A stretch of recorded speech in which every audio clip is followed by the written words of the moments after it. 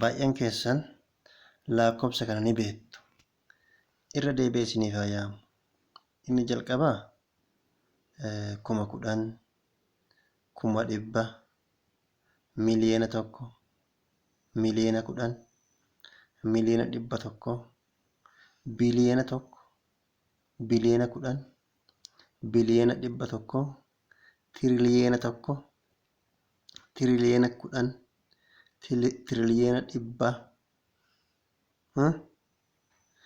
kwaadriliyoona 1, kwaadriliyoona 10, inni dhumaamuun kwintiliyoonii 1 gaafa yaamnu. Achi booda kana booda gara waan yaadanaan dhufa. Namoota baay'een lakkoofsa gaafa argu Christmas tree itti fakkaachuu danda'a. Yookiin piraamidii biyya Misiraa tokko itti fakkaachuu danda'a.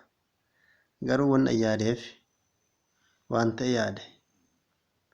Innis waan biraa osoo hin taane waa'ee badhaadha Gooftaatiif waa'ee cubbuu namaa wal bira qabee ilaaluun barbaade. Namoota baay'een cubbuu isaanii baay'achuu ni dubbatu. Cubbuu isaanii hanga rifeensa mataa isaanii caalaa baay'achuu ni dubbatu.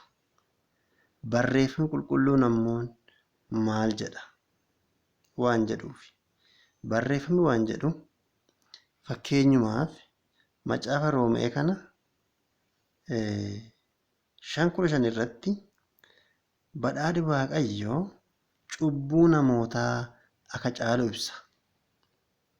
Osoo fakkeenyuma fudhannee gaara lama sikkaasne gaarri cubbuu gaara badhaadha Waaqaatii gadi ta'uu isaa ni ibsa. Maaliif kan lakkoofsa barreesse? Fakkeenyaaf badhaadha Waaqaa kun cubbuu teenya 10,000 immoo miliyoona immoo biliyoona immoo tiriliyoona immoo kwaadriliyoona immoo kwintiliyoonaan caaluu danda'a. Hin beeknu baay'ee kanaan oli guddaadha. Maaliif?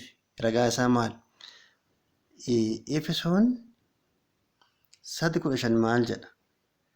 Jaalala Waaqayyoo gadi fageenya isaa bal'ina isaa hin beeknu jedha. Baay'ee guddaadha. Maa isa qofare? Fakkeenyaaf Roomee gaafa fudhatte 4:7 tokkorraa kaasaa dubbisa. Baay'ee siin ajaa'iba waan achi barreeffame. Maa isa qofa?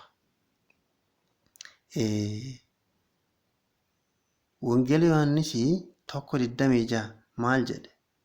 እነሆ የእግዚአብሔር ልጅ የዓለምን ኃጢአት ሁሉ የሚያስወግድ የእግዚአብሔር በግ የዶጎረስ deema sirreessaa dubbisaa jedhee barraa'e. Baay'ee nama ajaa'iba.